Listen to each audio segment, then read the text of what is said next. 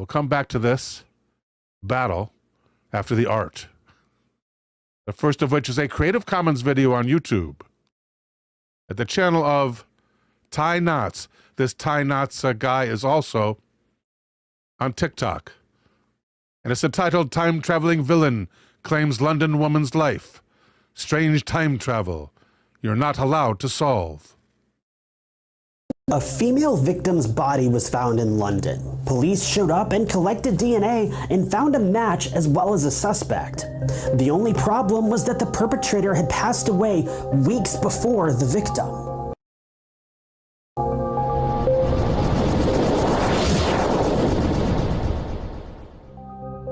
The names of the victims and suspects in this case have been kept private to protect the family's privacy. But the story you're about to hear is completely true. And believe it or not, there is actually an explanation for this strange cold case that will clear everything up. So stay tuned until the end. This story was shared with the BBC by Dr. Mike Silverman, and he claims it was the strangest case of his career. A woman had been ambushed in London and lost her life in a very graphic way. An investigation was immediately opened, but police were at a loss for who could have committed such a terrible crime. As they were examining the crime scene, they found a substantial amount of DNA underneath the victim's fingernails, where she had fought back against her attacker. A sample of this DNA was sent to the lab, and the results were compared with billions of other DNA profiles that had been stored in the police database. It didn't take too terribly long for a hit to come back, but investigators had no idea how this could have possibly happened. To say the case had a twist ending would be the understatement of the century. When investigators read the results, they found that the suspect, who had supposedly carried out the crime, had passed Match the DNA of Utsi. away weeks before the crime had actually taken place. But how is something like this even possible?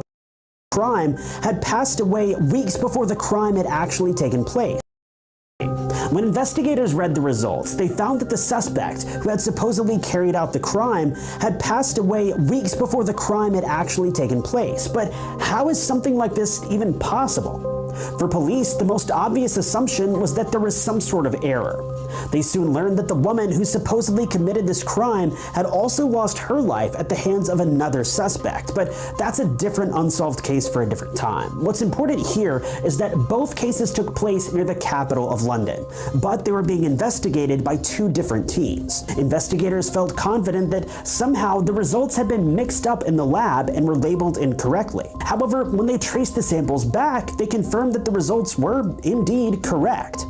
According to Dr. Silverman, he was the head of the forensic sciences team at the time, so it was his job to get to the bottom of this mystery and this unsolved case. Silverman examined the results once again and learned that there was virtually no chance of a mix-up.